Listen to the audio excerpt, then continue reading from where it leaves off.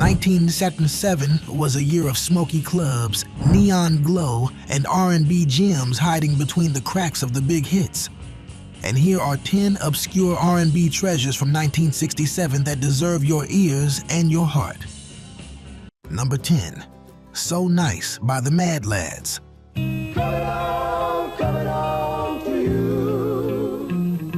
There is something special about the Mad Lads that feels like you have just wandered into a Memphis studio at midnight as the tape begins to roll.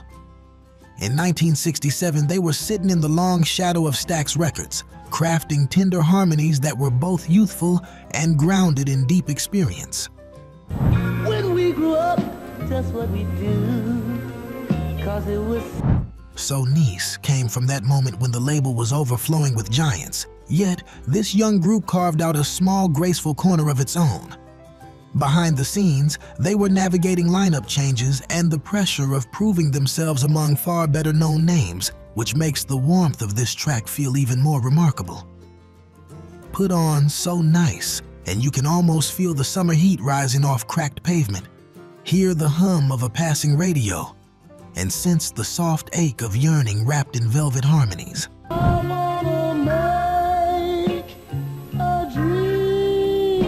Although the song never climbed the charts, it quietly shaped the sound of later Memphis harmony groups and became a prized cut among collectors.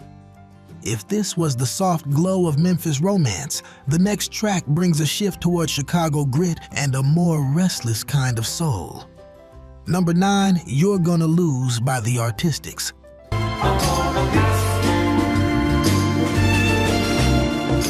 By 1967, Chicago was overflowing with soul talent, and the Artistics were right there in the mix, even if they never got the spotlight they deserved. Signed to Brunswick Records, they often stood in the shadow of bigger label names like Jackie Wilson and the Chi-Lites. Yet their harmonies carried a sharp and confident edge that helped define the Chicago sound of the period.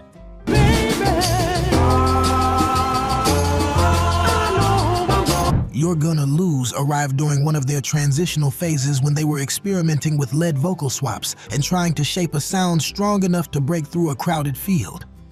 There is a bit of beloved lore behind this track.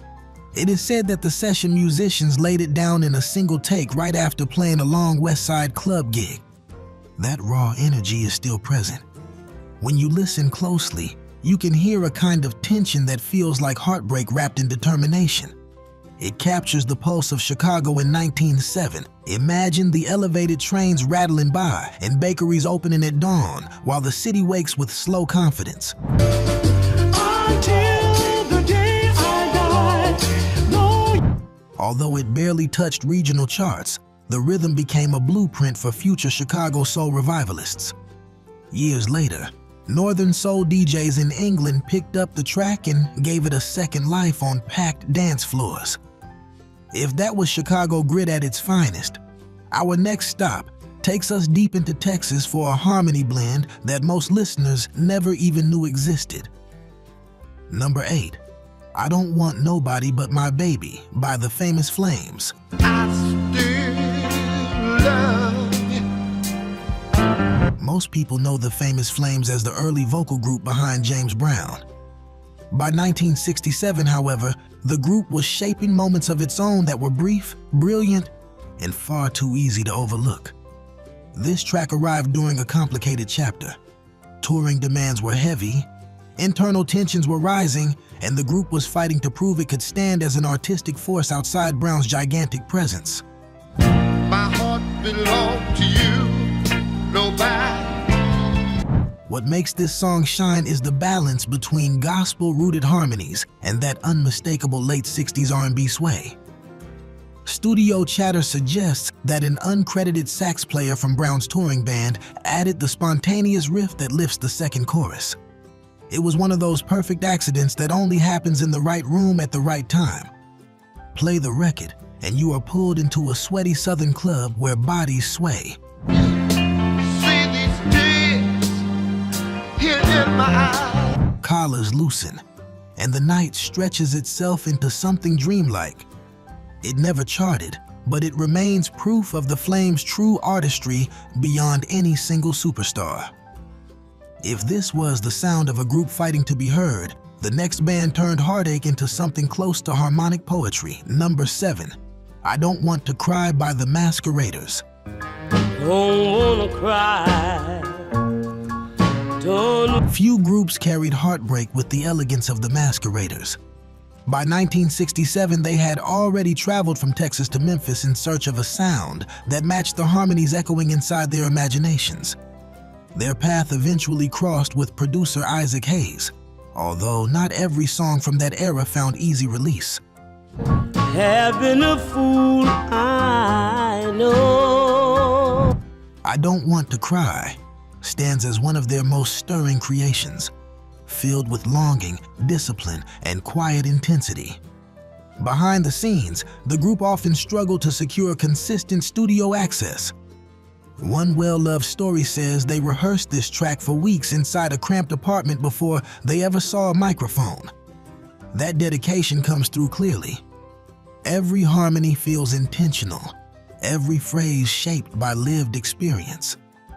When the lead voice cracks just slightly, you can picture the dim Memphis clubs of the mid-60s. All my love was in vain. The spilled drinks, the drift-in cigarette smoke, and the quiet ache of a long night. Although the song never found wide recognition, it became a prized discovery among deep soul collectors. Modern R&B vocal groups often cite the Masqueraders for their precision and vulnerability, even if the general public has yet to fully rediscover them. If that was heartbreak wrapped in velvet harmony, the next track leans into a tighter and more rhythmic Chicago groove. Number 6, Hush Heart by The Radiants. Hush, let me sleep. Hush. Chicago produced more R&B brilliance than the charts could possibly hold, and The Radiants stand as one of its most overlooked groups. By 1967, they were undergoing lineup changes and trying to establish themselves at Chess Records. Hush Heart came from a period when producers were searching for fresh ways to blend gospel-rooted vocals with sleek modern arrangements. Yeah, he's gone, so let him go. Come on and hush, heart, why don't you let me? The Radiants stepped comfortably into that new territory. According to studio accounts, the track was recorded during a hurried session squeezed between bookings for far better-known acts. Sometimes pressure creates magic, and you can hear it here. The crisp guitar, the pulsing bass, and the subtle tension in the harmonies all feel alive and immediate. Close your eyes, and you will sense the warm hum of a Chicago evening, with slow-moving traffic and radio spilling music into the street. Although it never charted, Hush Heart became a hidden favorite among collectors and later inspired artists who admired its understated emotional depth. Let me sleep. Hush, We have arrived at the midpoint, which means it is time for a quick breather before we enter the top 5. If these forgotten gems from 1967 are stirring memories or surprising you in the best way, tap the like button. It helps this music find more listeners who appreciate its soul. And stay with us because the top 5 are the true crown jewels of this list. Number 5, You're My Everything by The Diplomats. you're my only dream, my only real reality. Now we enter the top 5 and step into the warm, romantic glow of The Diplomats. This Harlem-based vocal group spent 1967 recording for A-Rock and Dynamo, labels that lacked the promotional reach of giants like Motown or Stax. What The Diplomats did have was charm, discipline, and harmonies that felt smooth enough to melt the tension out of any room.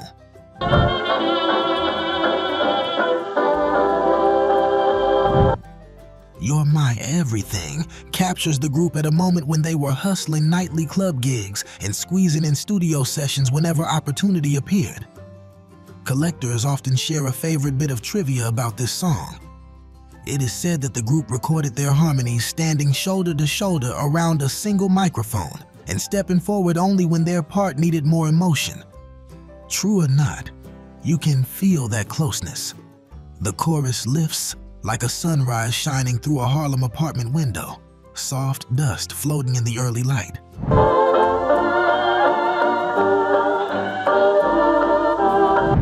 The Diplomats never broke into the national charts, but their influence seeped into the doo-wop revival, the northern soul scene, and even early hip-hop sampling. They remain a secret handshake among crate diggers. If that was Harlem romance at its gentlest, the next track brings a more urgent Detroit heartbeat. Number 4, I've Got Love by The Festivals. Everybody know. So put your rock up in low, black up in low, and up in low. The Festivals were a Detroit group that always seemed just one step away from a breakthrough. In 1967, Motown dominated the city, making it difficult for smaller groups to shine. I've Got Love was recorded during a promising moment when the group was experimenting with harmonies that were rawer and less polished than the Motown blueprint. Boy, everybody sing for your top voice, sing. I got low, I got low. Their voices carried a restless energy, full of longing and risk. Studio stories say the producer asked them to perform the song as if they were singing to someone who might leave the room forever. You can hear that urgency. The quiver in the lead vocal and the soft strain in the backing lines feel like a confession delivered through clenched emotion. Put on the track, and you are suddenly inside a dim Detroit club with low lights, swaying silhouettes, and hearts quietly aching in every corner.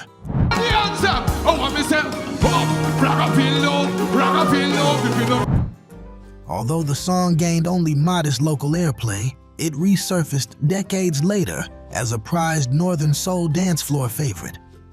It proved that some songs simply wait for the right ears. If this was Detroit's soul laid bare, prepare for a shift back south where our next group captures the sound of emotional storms and deep-rooted longing. Number 3, Take Me Back by The New Blood. Never forget the love that you gave. Now we head into the Deep South, where the New Bloods were crafting R&B that felt like a meeting point between church pews and juke joint floors. In 1967, they were cutting tracks for tiny regional labels, often in makeshift studios with equipment that had seen better days. Take Me Back came from one such session in a converted radio station. The walls were thin, the tape machine unreliable, but the musicians were hungry and determined.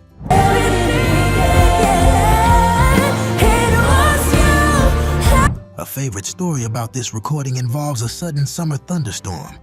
As the group approached the final take, lightning flickered and half the studio lights went out. Instead of stopping, they kept singing, guided only by the glow of the control board. That eerie and intimate mood seeped straight into the performance. When you listen, you can feel the humidity, the tension, and the weight of someone pleading for one more chance. You are my first love. Though it never charted, Take Me Back built a quiet legacy as collectors discovered it in dusty crates. Modern soul revivalists often point to its raw power as proof that emotion matters more than resources. If that felt like a storm blowing through the Carolina trees, the next track is smoother, more mysterious, and quietly hypnotic. Number 2, My Love Is True by the Ascots.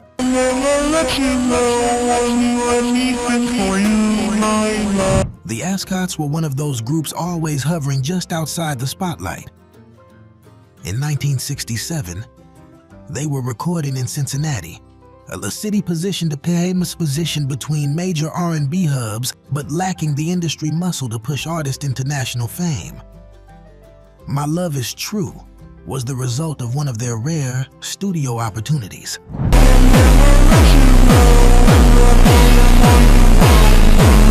Budget concerns kept the arrangement simple, and the group had to rely entirely on the strength of their harmonies. The story goes that the lead vocalist recorded his part right after finishing a long overnight factory shift. That weary sincerity remains audible in every phrase. The song feels like a quiet confession offered in the final hours before dawn. If you listen closely, you can almost hear the cool night breeze drifting through open windows and the distant rumble of freight trains.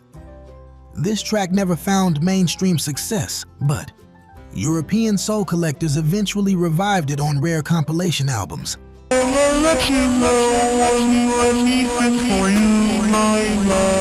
Its soft glow continues to attract anyone who values subtlety and emotional truth. Nothing, however, prepares you for the #1 pick, which stands as one of the rarest and most breathtaking R&B moments of 1997. Number 1, Show Me the Way by the Fantastics. Show me the way ตื่นตอนเช้าเริ่มอาบน้ำแล้วก็แต่งตัวนอนไม่ค่อยพอทำเอาใจ The Fantastics were a Chicago quartet who seemed poised for stardom. In 1967, they worked with producer Jack Daniels to create Show Me the Way, a record that blended gospel intensity with gentle street corner tenderness. This was a moment when everything clicked. Show me the way, show me the way. How could we survive? Show me the way. The arrangement felt larger than the small label supporting it, and the group delivered a performance filled with hope and longing. Studio lore claims that the final mix was completed in the early morning hours after the group insisted on one more try.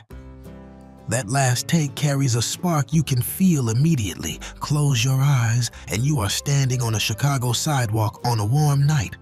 Porch lights glowing and neighbors swaying softly as the melody drifts through open windows. Show me the way. They told me to stay in this fucking day. Show me the way. Although it never reached the charts, the track became a treasured find for collectors and later influenced harmony-driven R&B groups searching for that perfect blend of passion and softness. It is a reminder that some of the greatest songs arrive quietly and stay hidden until the right ears discover them. From Harlem romance to Southern storms, Detroit urgency to Chicago sweetness, these 10 hidden R&B gems from 1967 show that brilliance does not always reach the charts. Thank you for joining this journey into the quiet corners of classic soul. If you enjoyed this deep dive, hit subscribe to keep the groove alive. On your end screen, you will find our next video, 10 obscure R&B bands you need to hear from 1966, where even more forgotten treasures from the golden era wait to be rediscovered.